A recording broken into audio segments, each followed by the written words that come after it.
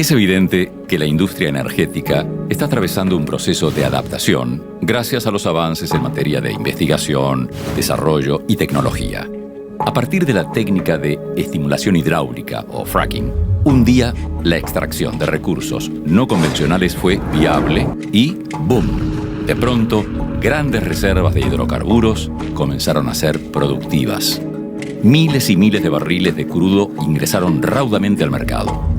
Las compañías no tardaron en llegar a instalarse en este tipo de yacimientos, invirtiendo cifras millonarias, generando empleo, movimiento y consumo. Vaca Muerta es uno de los reservorios de gas y petróleo de esquisto más grandes del mundo. La cuenca neuquina cuenta con recursos de primera calidad que están siendo extraídos gracias al trabajo de cientos de ingenieros, geólogos, investigadores y operarios. Todos ellos, junto a funcionarios provinciales y nacionales, armaron equipo y se pusieron la camiseta para que Argentina ocupe un nuevo lugar en la industria energética mundial. Estamos viviendo, sin dudas, la era del shale.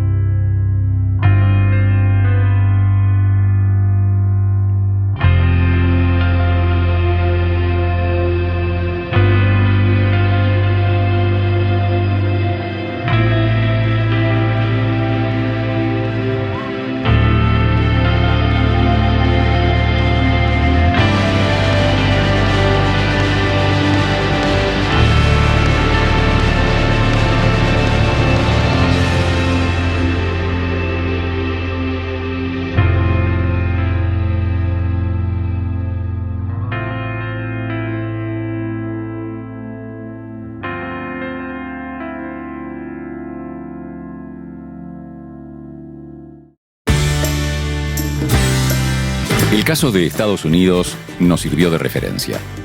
Los norteamericanos vieron la oportunidad del shale en varios yacimientos, pero principalmente en Permian, Texas, y decidieron invertir en la extracción de recursos no convencionales.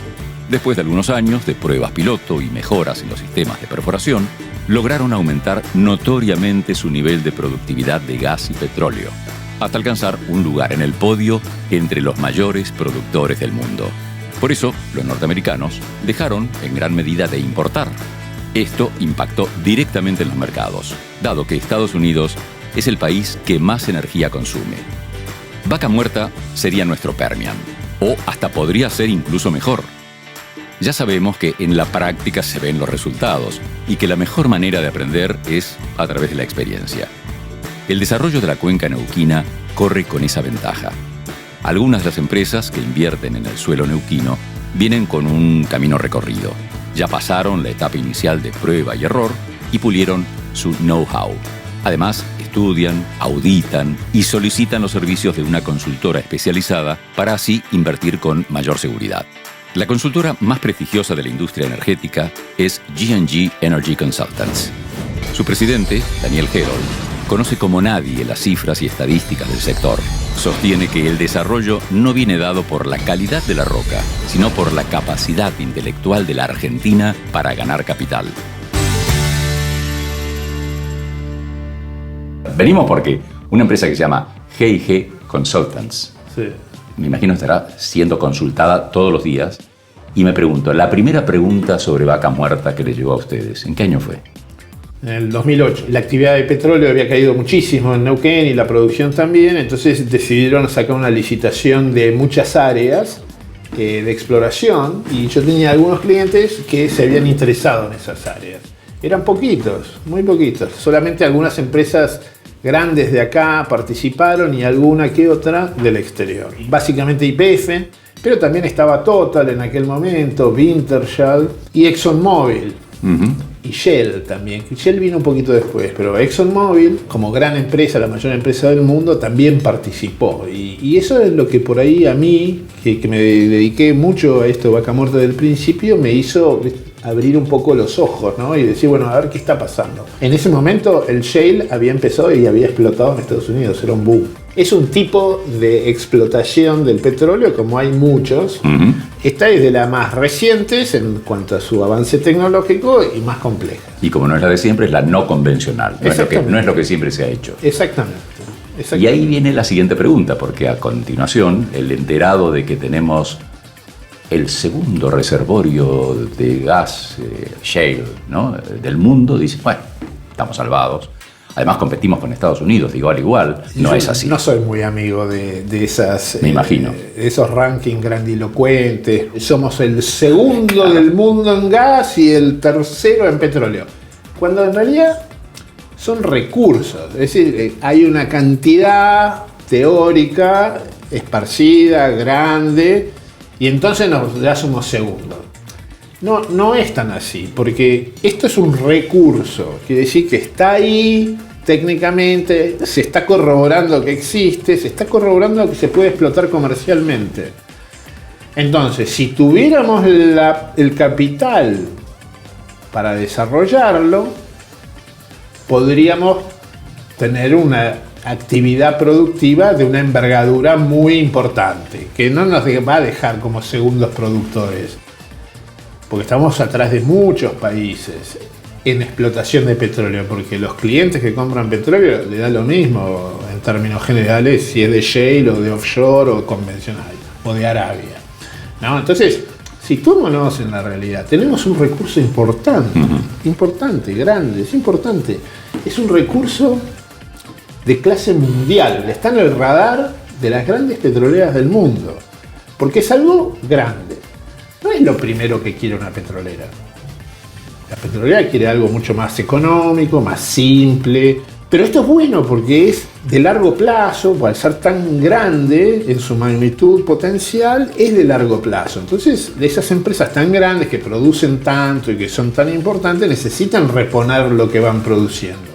Y esto es una gran oportunidad. Y por eso hay muchas de esas empresas de primer nivel que están presentes en Argentina. Entre las 5 super majors, hoy tenemos 3 o 4 acá. Tenemos 4 de 5. Es obvio que necesitamos esa inversión, esa venida de esas empresas, pero esas empresas harán preguntas antes de venir, ¿no?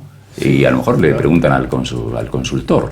Le preguntan a mucha gente, ¿no? Se reúnen con los gobiernos, el gobierno de la provincia, con el intendente del municipio, estudian qué opina la sociedad alrededor, qué opinan los mapuches. Tratan de ver cómo es el país respecto a este recurso. Porque no vaya a ser que ponen un montón de plata y después el país enloquece y cambia las reglas y hace cosas que no son convenientes, ¿no? Textualmente dijiste en alguna entrevista que tenemos un marco institucional débil. Sí. Y no sé si hubo puntos suspensivos y pretendemos competir con Estados Unidos, ¿o no? Esto es la realidad. Es decir, tenemos algo de primer nivel mundial.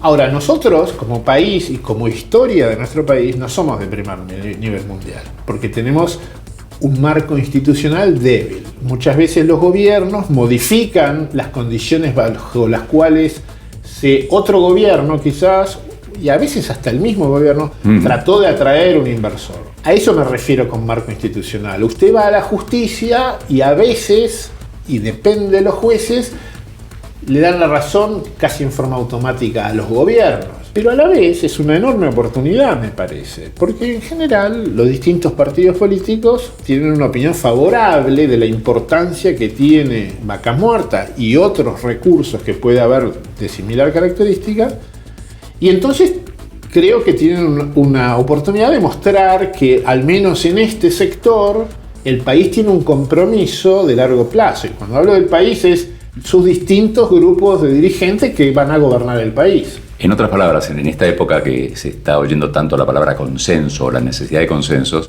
este sería uno de ellos, fundamental, el que más allá de la ideología, de la bandería política, haya precisamente un consenso. Yo creo que es una enorme oportunidad y creo que este sería un ejemplo concreto donde se podría aplicar un grado de consenso a partir del cual ojalá se extienda a otros sectores.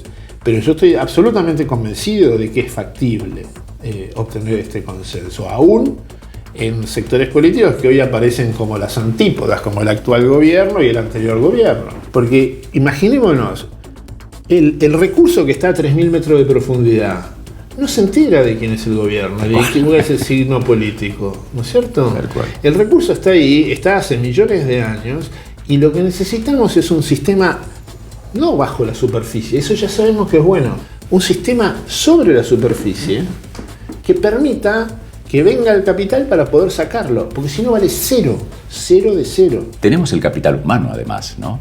Lo otro es adquirible, hoy en día no creo que estemos años luz de lo que está pasando en Estados Unidos, pero ¿qué pasa con el capital humano? Yo voy muy frecuentemente a Neuquén. Las empresas de servicios petroleros, que son clave en esta actividad, son las mismas que están trabajando en Estados Unidos y se aplican las mismas tecnologías. ¿Y quién lo está haciendo? Y lo está haciendo gente acá. Usted se sorprenderá que cuando va a Neuquén y me recibe el jefe del equipo o me recibe el jefe del yacimiento, son ingenieros jóvenes, ¿no? Que tienen 30, 35 años y estamos haciéndolo a primer nivel mundial. Ahora, ¿qué es lo que falta?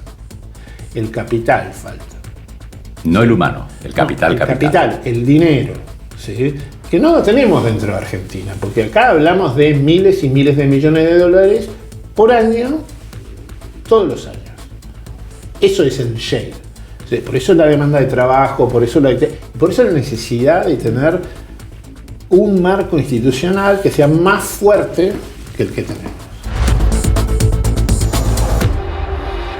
Lo más importante antes de hacer cualquier movimiento o de tomar una decisión es saber dónde estamos parados. Para eso hay que analizar varios factores que se dan simultáneamente aquí y en países de la región. Considerando el crecimiento de la industria energética, nos preguntamos si las ganancias de la productividad de Vaca Muerta alcanzarán a todos los argentinos o quedará limitado a las provincias que integran la cuenca. ¿Podría cambiar el modelo económico a partir de la exportación de los hidrocarburos? Guillermo Willy Cohen es un periodista especializado en temas económicos y políticos, reconocido por sus editoriales en la radio. Él tiene facilidad para bajar los números a la realidad y darle esa vuelta de tuerca a las noticias para entender el porqué de los hechos.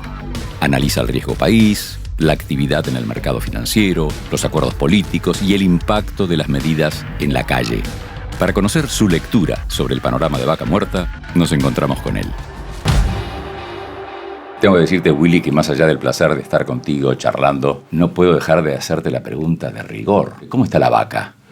¿Cuándo te enteraste de la vaca? ¿Desde cuándo te preocupa la vaca? ¿Es así? Sí, claro, desde ya. Yo creo que toda la experiencia de los hidrocarburos, digamos, y sobre todo lo que es la explotación, digamos, del shale, etcétera, tiene que ver también con un cambio de paradigma que hubo a nivel internacional. Es decir, históricamente Estados Unidos guardaba sus reservas porque en alguna medida se pensaba en una época que el petróleo iba a ser la salvación para toda la eternidad. Claro.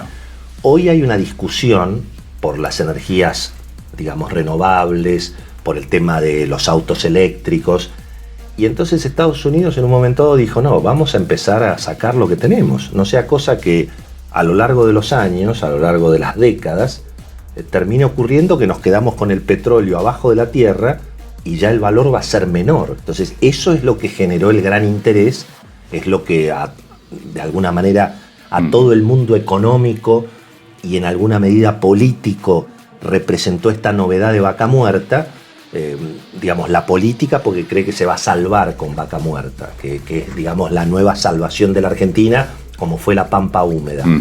Y la economía porque bueno, hace cuentas, ¿no? Un poco como dice Ricardo Arriazu, podemos ser Noruega, también podemos ser Angola. Podemos ser Angola. Depende de cómo nos organicemos. Hoy casi todos somos muy optimistas con lo que está pasando en Vaca Muerta, porque bueno, representa un futuro de energía barata para la Argentina y un presente también de alguna manera generación de dólares, que es lo que todos los argentinos queremos, dólares. Lo que siempre nos ahí preocupa. Están los dólares. Yo te agradezco esta bajada al lenguaje cotidiano, que es tu gran valor como periodista, Gracias, y a lo que puede significar, que la pregunta se hacen todos. ¿Y a mí qué me toca de vaca muerta?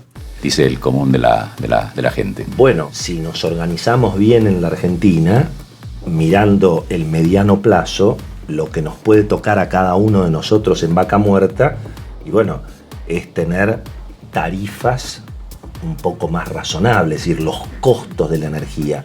Hoy en general la gente, por supuesto, protesta contra la boleta de la luz. Ahora, la boleta de la luz, en realidad, es una sucesión de costos. Está el costo de la energía, el costo del transporte, el costo de la distribución. Bueno, el costo de la energía básicamente es el petróleo. El petróleo y el gas es el costo, casi te diría, es el 40-50% de la factura de luz. Entonces, en la medida en que bajen esos costos, para los consumidores la energía va a ser más barata. Y en ese sentido, vos fijate que Vaca Muerta ha sido tal vez el primer ejemplo de los consensos. Viste que ahora se habla de los consensos, de los acuerdos políticos. Bueno, Vaca Muerta fue el primer ejemplo donde el Estado como gobierno, los sindicatos como fuerza laboral y las petroleras, digamos, como el capital, como fuerza empresaria, se pusieron de acuerdo precisamente para empezar a producir, para bajar los costos. Y bueno, nos toca un futuro con la energía más barata. Y eso es una ventaja competitiva que le va a permitir a la Argentina generar mejor empleo, generar mayor, digamos, riqueza.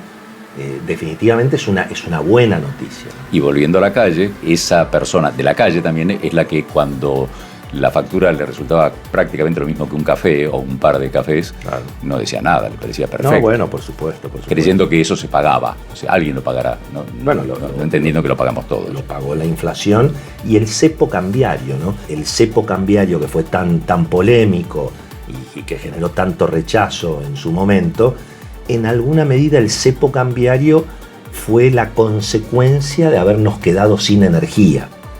Precisamente al haber regalado los precios de la energía, nadie producía porque nadie tenía precio. De modo que, digamos, asegurarse energía es también asegurarse ingreso de capitales, bienestar, crecimiento, futuro, inversiones. Nadie va a invertir en un país donde no hay energía. Se necesitan otras cosas para invertir. Algo de previsibilidad no estaría mal. Pero por lo menos que se pueda, por lo menos se pueda prender la luz. Bueno, para que haya energía para todos, hay que darle bola a Vaca Muerta. Mucha gente dice, claro, estamos importando gas de Bolivia. Claro. Y por otro lado estamos hablando de exportarle gas a Chile.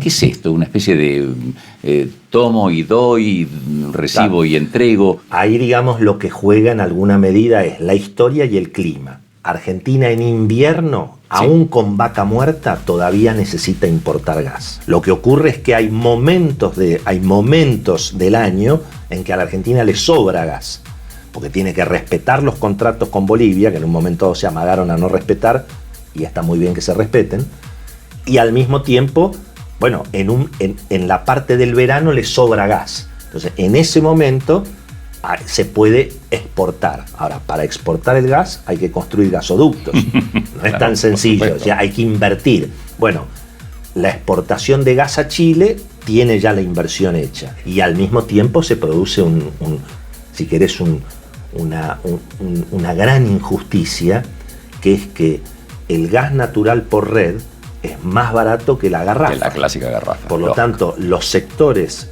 digamos, más humildes, los sectores que tienen más dificultades, son los que pagan la energía más cara. No vamos a descubrir ahora que somos un país desparejo, claro, con altibajos evidentes.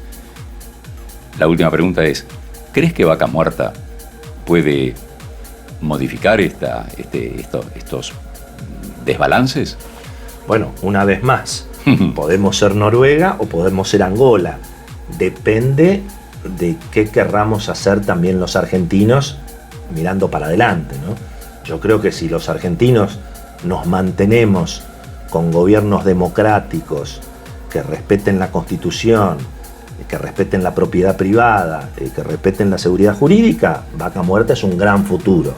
Si los argentinos volvemos al delirio, a los gobiernos autoritarios, a querer cambiar la Constitución, a querer estatizar todo donde hay un peso privado, y ahí vamos a estar más cerca de Angola que de Noruega, digamos. No, bueno, esperemos que no. Esperemos que no.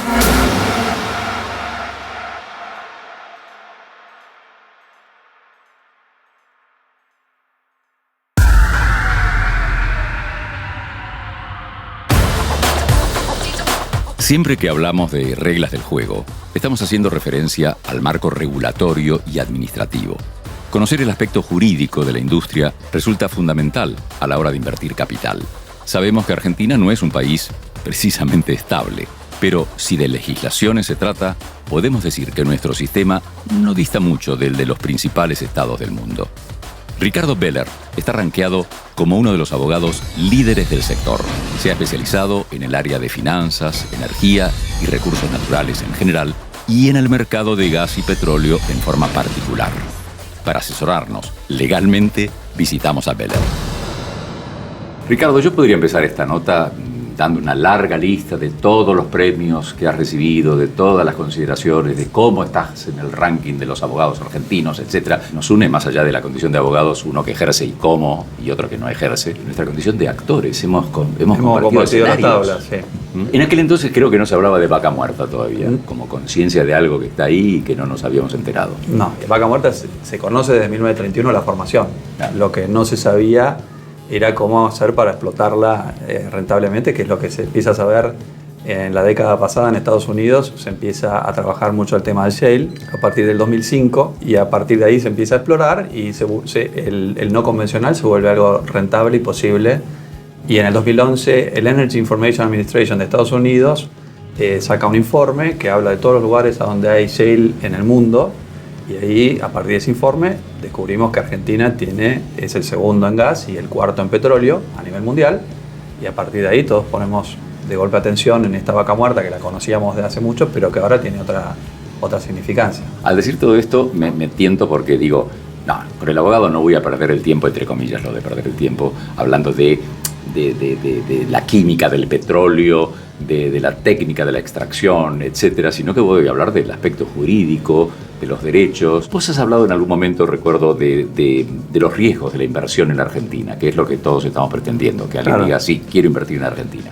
Y hablabas de un riesgo geológico, sí, el del mercado comercial y el legal. ¿Cuál es este riesgo legal concretamente? Bueno, el riesgo legal es, todos estos contratos de la industria siempre son no por años, sino que son por décadas. Entonces el cliente siempre trata de adivinar o predecir cómo va a ser Argentina en las próximas décadas. Una de las herramientas que tiene para predecir es ver el pasado, a donde no salimos muy bien en la foto. Pasaron una serie de cosas que a la industria no le fue muy bien. Lo que es recuperar la confianza se pierde muy rápido y tarda años en recuperarse. Entonces, bueno, lo que le interesa más que nada al inversor es la predictibilidad, tratar de saber cómo van a ser las leyes.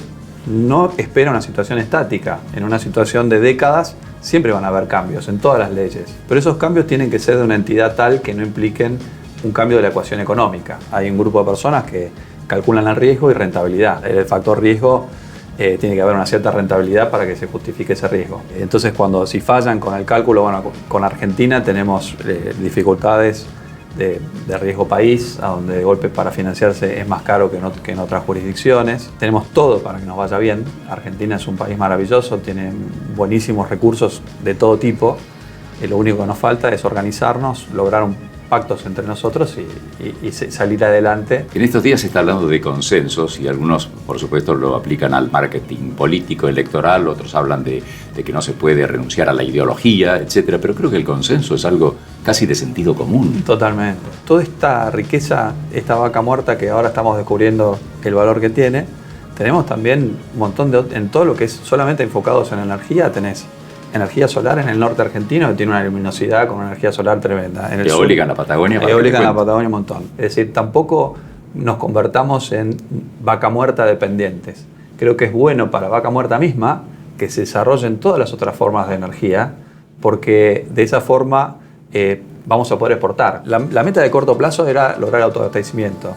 La meta que tenemos que empezar a apuntar es exportar. Tenemos que empezar a recuperar mercados y que esos mercados además puedan confiar en nosotros. Sabemos que hoy por hoy el petróleo y el gas son muy valiosos. No podemos saber dentro de 30, 40 años si vamos a seguir consumiendo hidrocarburos como lo hacemos actualmente o vamos a reemplazar por otra forma de energía. Entonces sería una picardía que quede un recurso sin explotar, un tren más que dejamos pasar. Lo importante es que siempre estemos yendo para adelante. Y con reglas claras. Aunque sea pasitos cortos, pero siempre para adelante. Recordé que en algún momento comentaste, a propósito de esta previsibilidad y reglas claras y palabra que se cumple, etcétera, que alguien te preguntó sobre invertir en Argentina. Me vino a la memoria inmediatamente aquello de que podemos ser Noruega, pero también podemos ser Angola. Pero sí que vos tenés un caso de alguien que te dijo, mirá, en África las cosas funcionan. Tuvimos alguien que ahora es cliente del estudio, que cuando vino dijo, no, tengo inversiones en África, y buscamos en qué países tenía, y con mucha confianza y agrandados dijimos, bueno, no me vas a hacer esta pregunta. Si tenés inversiones en ese lugar, tenés que no tener problemas con Argentina. ¿Y te sorprendió? Y me sorprendió su respuesta porque me sorprendió que él me dijo, no, de hecho en mi empresa están más preocupados por Argentina. Todo eso lo tenemos que ir revirtiendo de a poquito. No lo vamos a hacer de un día para el otro. Había una frase en época de la crisis del 2001 que un abogado decía, en el Congreso decía, queremos seguridad jurídica ya. Es no para siempre. Es imposible. Ya la perdés. Lo importante es que cumplamos las leyes y los contratos cuando es difícil cumplirlos. Porque hay un montón de relaciones que funcionan bien, firmamos el contrato, lo dejamos en un cajón, pasa en la enorme mayoría de las cosas que trabajamos. Pero lo importante es cuando la cosa no va bien, que podamos sacar esos documentos del cajón y que las cosas funcionen como nosotros queremos que funcionen o como pensamos que tenían que funcionar en un caso de emergencia. Y lo mismo pasa en Argentina. Cuando las papas queman, no podemos, en el nombre de la emergencia, decir, bueno, no, esto es una emergencia, reglas de juego nuevas. No, las reglas de juego están pensadas también para la emergencia y nuestro ejemplo de madurez sería superar una emergencia y respetar las reglas de juego. Y a lo mejor está ahí el gen de esta actitud nuestra, de la época del virreinato, lo cual nos lleva a nuestros estudios de secundario, cuando nos enteramos de aquella frase, se acata, pero no se cumple. Se acata, sí, totalmente. ¿No? Entonces revoleamos la espada, sí. Claro, se acata, pero no se cumple. Bueno, ojalá se cumpla. Sí, ojalá. ITEC nació en 2013 con el objetivo de acercar la capacidad y la creatividad de la ciencia argentina a las necesidades concretas de la industria energética. ITEC significa YPF Tecnología y está compuesto por un 51% de YPF y un 49% de CONICET. Su creación fue una apuesta estratégica que unió a la empresa de energía más grande de Argentina con el principal organismo dedicado a la promoción de la ciencia y la tecnología en nuestro país. ¿Cuál es la misión? Construir un centro líder en la generación de soluciones tecnológicas para el desarrollo energético. Visitamos la sede de Vanguardia, ubicada en Berisso, sobre la avenida del Petróleo Argentino, así se llama. Se trata del centro de investigación aplicada más grande de la Argentina, con una superficie de más de 13.000 metros cuadrados. Uno de los mayores valores de ITEC reside en un equipo humano altamente calificado, que trabaja de manera transversal y organizado en 13 programas. La empresa trabaja en tecnologías diversificadas que incluyen innovaciones para yacimientos no convencionales, caracterización digital de rocas, recuperación mejorada de petróleo, tecnologías de almacenamiento de energías renovables, biotecnología industrial y bioenergía, entre otras. ITEC es un centro modelo de innovación abierta que, a través de la investigación y el conocimiento, aporta soluciones para sostener el sueño permanente de contribuir al desarrollo de la energía del futuro. Al llegar a ITEC, nos recibió Santiago Sacerdote, un ingeniero industrial con experiencia en el diseño de estrategias de negocios y políticas públicas ligadas a la ciencia. Él fue vicepresidente de Asuntos Tecnológicos del CONICET y actualmente se desempeña como gerente general de ITEC.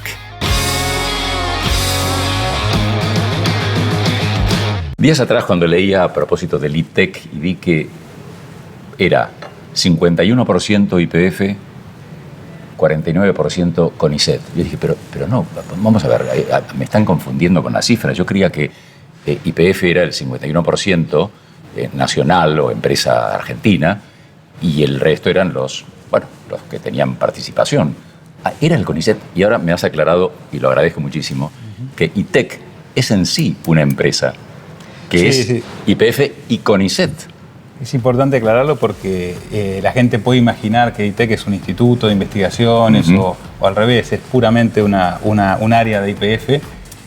ITEC es innovador en sí mismo. La gran idea fue, un poco siguiendo las tendencias actuales de innovación abierta. En la cabeza del CONICET, pero detrás del CONICET está todo el sistema científico, que nuestro país tiene la particularidad de apalancarse en las universidades, en otros organismos de investigación como el INTA, como el INTI, etc. Y lo hace con esta figura de crear una empresa nueva y lo orienta hacia las oportunidades y necesidades concretas que tenía un sector que emergía en una estrategia nueva de YPF de ser una empresa integral de energía. Con esta estrategia ambiciosa de transformarse, crea ITEC, pero bueno, como toda innovación, somos una startup. Hay mucho por crear de modelos del día a día que hace que haya una curva de creación y de escalado que creo que ya estamos en condiciones de tener un despliegue mucho mayor en la industria. Nuestro sistema es muy potente, el sistema científico, pero hay que ponerlo a rodar y desafiarlo desde las oportunidades en los tiempos y nuestra industria es una industria muy competitiva. Nosotros, al momento de encarar un desarrollo tecnológico, la verdad que a un YPF o a una empresa de energía le golpean las puertas los proveedores del mundo con lo último. Si no llegamos a tiempo, si no llegamos con un costo adecuado, que no llegamos. Y que el sistema científico juegue ese juego es clave, ¿no? Te iba a preguntar cuánta gente trabaja en ITEC y después dije, no, trabaja no es la palabra. ¿Cuánta gente disfruta? Porque trabajar aquí, viendo el edificio, me hacen pensar que aquí no solo se trabaja, aquí se disfruta, se crea, en una palabra, es un lugar ideal para trabajar, pero ¿cuántos son? Disfrutamos de ITEC 250 más o menos. Desde hace 2 años. Exactamente, este edificio que es una apuesta fabulosa, estás quizás en el edificio más moderno y mejor equipado para hacer investigación y desarrollo en el país. 47 laboratorios aquí. Sí, son 47 laboratorios dentro de lo que es laboratorio más de investigación y después hay un sector de plantas piloto con el espacio para hacer el escalado de las tecnologías, ¿no? Es decir, ITEC de alguna manera como empresa de tecnología, nosotros no vamos a llevar al mercado, no estamos llevando al mercado los productos o los servicios con la tecnología que desarrollamos. Hay una tarea natural de transferencia tecnológica a pymes de la industria, a startups o a empresas consolidadas que toman esa tecnología en formato de licencias y las transforman en productos y servicios. Entonces, en esa fase final de transferencia es que nosotros hacemos el escalado, que salimos del laboratorio y lo llevamos a su condición de mercado, ¿no? Estaba pensando, si lo han dicho por algo será, que esto es único en Latinoamérica. Sí, es así. La verdad que hay así de simple y así de importante. Exactamente, hay varias dimensiones por las cuales es único, ¿no? Es único que una empresa de energía esté haciendo una apuesta a desarrollar capacidades propias, haberlo hecho en forma abierta, crear una empresa, asociarse con el sistema científico, y eso no es solamente decirlo, hay que crear todos mecanismos donde eso, la dinámica de esa relación sea diaria y ¿por qué? ¿Qué externalidades tiene eso? ITEC de alguna manera no solamente nos apalancamos en esas capacidades, sino que también en el diálogo con el sistema científico damos cierta orientación de dónde están las oportunidades. Y eso hace que la inversión pública en investigación también esté orientada. Creo que hay un rol también de orientar el sistema, ¿no? Y eso hace que de alguna manera, empresas como ITEC, que trabajan para con YPF, también lo hagan para otras empresas, ¿no? Pero es único también porque es un centro que no trabaja únicamente para YPF. Porque hay mucha gente que debe decir, claro, es una empresa del Estado. No, no es una empresa del Estado, aclarémoslo bien. Exacto, sí.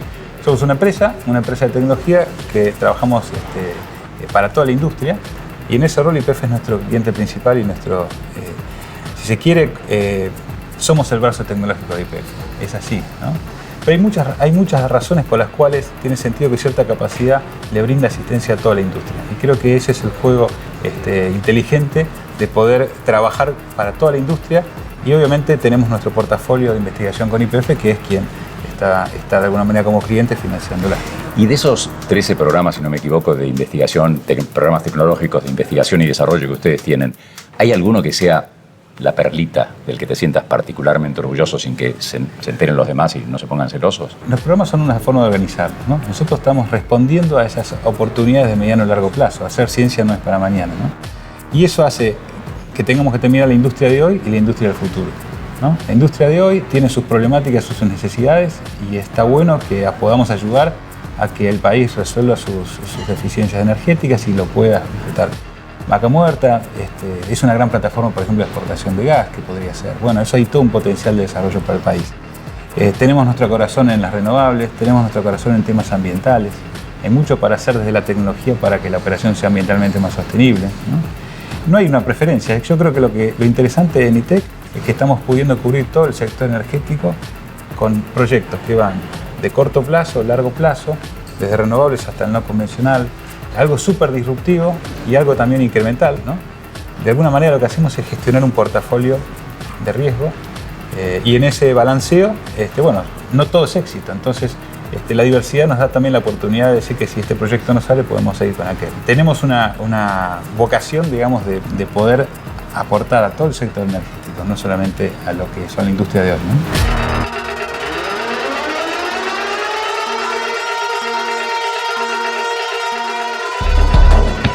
Patagonia Shale Services. Productos y servicios innovadores para la industria del upstream del petróleo y el gas.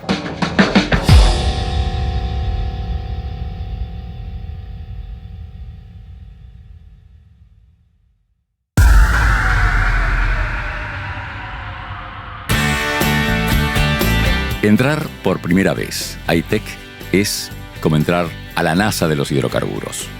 Esto también es Argentina.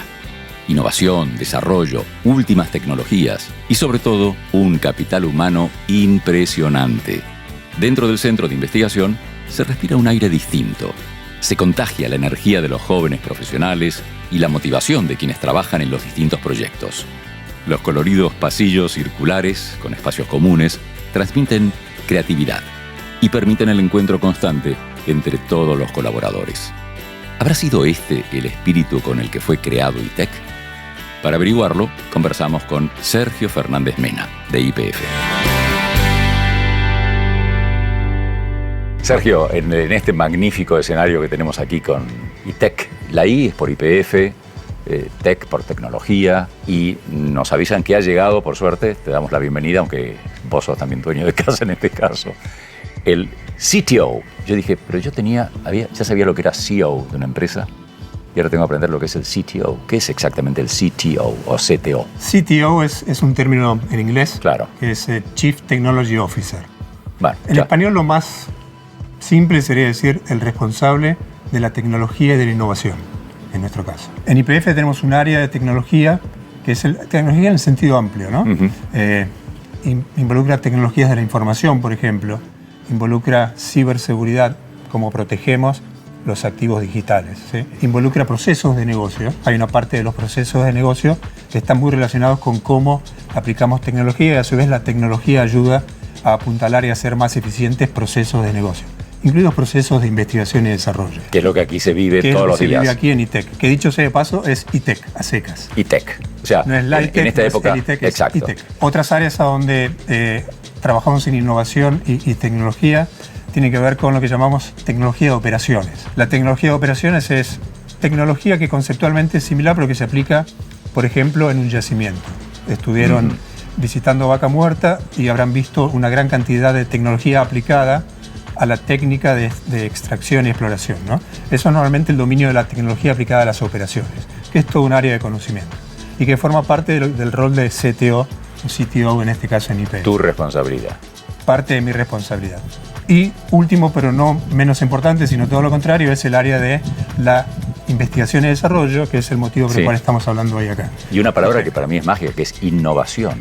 Correcto. Esto de innovar tiene el desafío implícito. Y es interesante, porque nosotros hay muchas formas de trabajar y de denominar y de hacer un acercamiento a la innovación. En YPF y en ITEC, por lo tanto, nosotros definimos la innovación como la capacidad de aplicar ideas nuevas, no necesariamente nuevas para el mundo, pero que fundamentalmente tiene el objetivo de solucionar una necesidad puntual de negocio.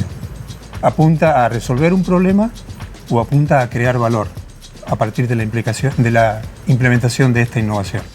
Desde ese punto de vista es que en ITEC tenemos un lazo muy cercano con lo que es la estrategia de negocios de YPF. Y en aquellos casos en los que trabajamos para soluciones tecnológicas más allá de YPF, en el dominio de la industria de energía. Recorriendo los laboratorios hoy en esta visita magnífica a un lugar que no conocíamos y nos ha sorprendido más que agradablemente, oí que no les gusta la palabra brainstorming para las discusiones. Eso de tormenta de ideas no es exactamente lo que se da, sino a lo que se aspira es que alguien venga con una idea de algo exactamente nuevo, de innovación, que sorprenda y que se haga incluso sin saber qué puede resultar. Por eso surge de la pregunta fundamental de la innovación, que es ¿qué pasaría si? ¿Qué pasaría si? El if, ¿no? Exactamente, ¿qué pasaría si? Y eso propone un planteo que no tiene fronteras inicialmente. No tiene fronteras de tecnología y no tiene fronteras económicas. Luego vendrán las fases en las cuales uno les empieza a colocar las restricciones, ¿no? Pensar en términos de qué pasaría si es un approach, es un acercamiento divergente a un problema. Y es la forma que encontramos mejor y más genuina de abordar desde el punto de vista de la innovación un problema de investigación y desarrollo. Entonces, arrancamos con preguntas del tipo ¿qué pasaría si? Pero rápidamente, cuando vemos que hay potencial para seguir avanzando sobre esto, colocamos un ciclo con una metodología que se llama ágil. Y la metodología ágil lo que hace es partir un proceso de investigación y desarrollo que normalmente lleva su tiempo en hitos de corto plazo. De forma tal que rápidamente podemos ir haciendo validaciones o eventualmente matar una idea antes de que haya pasado mucho tiempo. Decías recién fronteras, y al decir fronteras imaginé esas fronteras que puede cruzar un gasoducto, esas fronteras que pueden transformarse en vamos hacia el país al que vamos a exportar o esa es la frontera que nos separa del país del cual importamos, ¿no?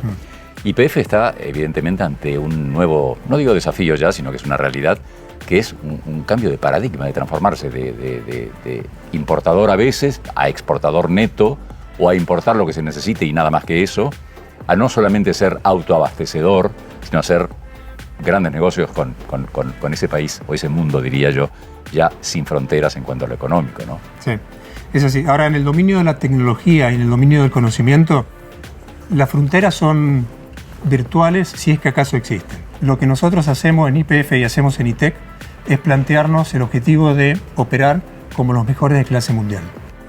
El hecho de que trabajemos y que estemos físicamente ubicados en Argentina es casi secundario al objetivo principal, que es tener un nivel de excelencia de clase mundial. Ahí queremos estar y lo que hacemos tiene un sesgo y apunta claramente a competir ahí. Muchos se han enterado a través del programa, ya sé que esto es una barbaridad lo que voy a decir, que YPF tiene prácticamente más de 100 años de existencia, ¿no? Entonces te desafío sobre el final a que imagines que no está frente a mí, sino que está frente al ingeniero Mosconi. Le decís, mire ingeniero, ¿cómo resumirías esta comunicación con el ingeniero? A Mosconi le diría, quédese tranquilo porque estamos trabajando en tecnologías de frontera que nos van a permitir seguir creciendo el valor de YPF, mantenerlo y expandirlo en los próximos 30 a 40 años. Lo que sucede en un país repercute directamente en los países de la región. El ejemplo más claro en este momento podría ser el de Venezuela. A partir de la crisis que atraviesa el pueblo venezolano, varios jóvenes, profesionales particulares y hasta familias completas han optado por venir a la Argentina en busca de una mejor calidad de vida, al menos por un tiempo. Sabemos que Venezuela es la tierra del petróleo y tiene un importante desarrollo industrial. Cuenta con un capital humano de primer nivel que ante la situación actual migró en parte hacia nuestro país, algunos sin escalas hacia la cuenca neuquina. Miguel Velarde es economista, periodista y asesor político que conoce como pocos el impacto que tiene la coyuntura venezolana en la industria argentina.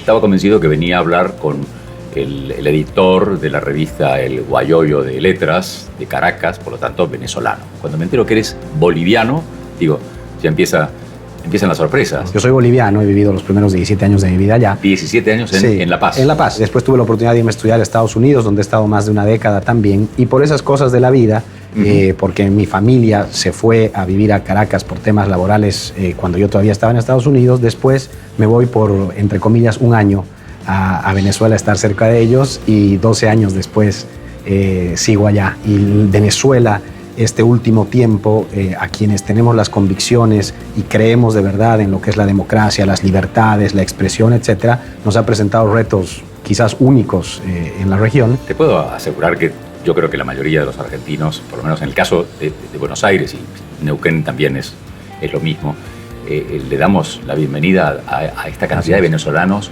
que llegan en busca de un nuevo horizonte. Tengo la cifra de que han venido, por ejemplo, como 14.000 ingenieros, de los cuales casi un 10%, más de un 10%, son ingenieros de petróleo, precisamente. O sea que hay, haciendo la cuenta fácil, 1.500 ingenieros de petróleo hoy seguramente venezolanos en Argentina. De los cuales creo que más de un tercio ya está en Neuquén. No todos trabajando en la industria, buscando la oportunidad de entrar en la industria, pero hay algunos incluso que trabajan en algún bar, en algún café, y además con una preparación y una capacidad, y yo me animaría a decir que hasta muchos de ellos llevan el petróleo en la sangre, porque vienen de un país donde mucho más que la Argentina y mucho más que la mayoría de los países del continente es un país petrolero y ha sido un país petrolero desde hace casi 100 años prácticamente.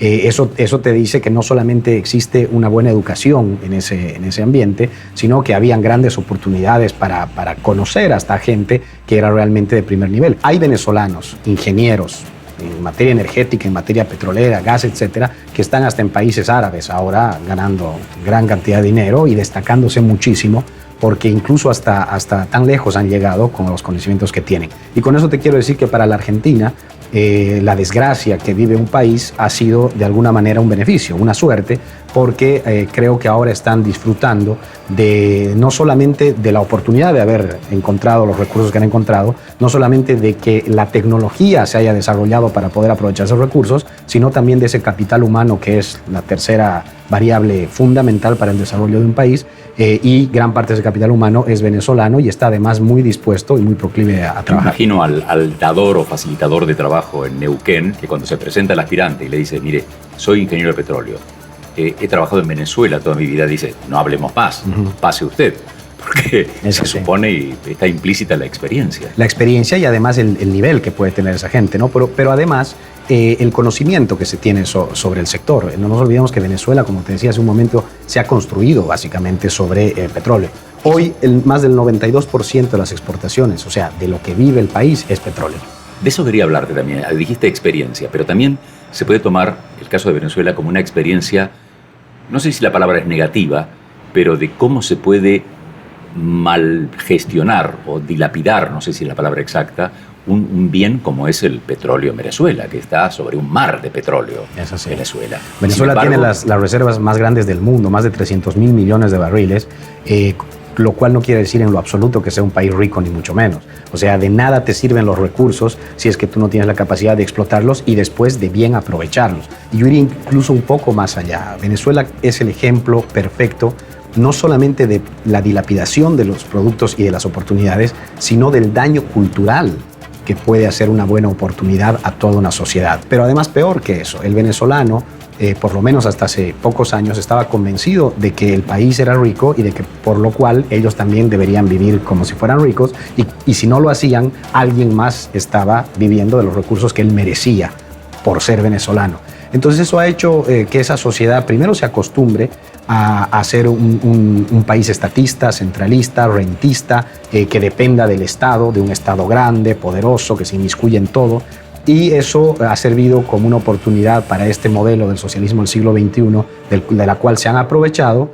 Y bueno, ahora se tiene lo que se tiene en Venezuela. Por eso el gran reto que se tiene hoy, pero también la gran oportunidad de la profunda crisis que vive Venezuela, es plantearle al país un modelo totalmente diferente, no solamente a los últimos 20 años, sino a los últimos 100 años de país, que ya no sea, de nuevo, centralista, rentista, clientelar, pero que además también se replantee su relación con el petróleo. No solamente porque creemos que es lo que debe pasar para que un país sea de verdad desarrollado y ese desarrollo sea sostenible, sino también porque el petróleo no va a ser eternamente lo que es hoy para los países.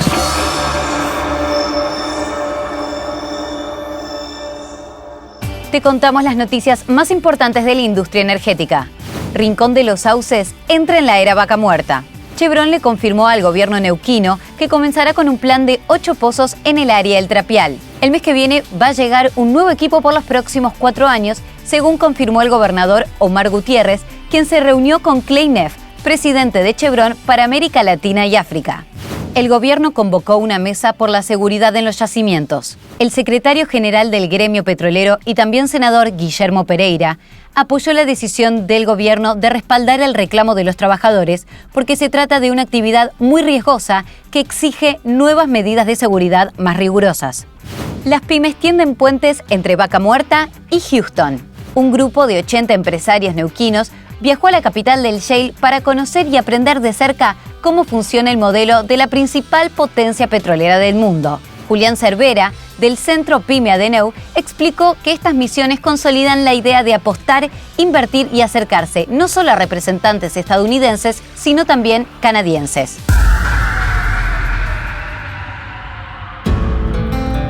Ya hemos recorrido algunos kilómetros del largo camino hacia Vaca Muerta.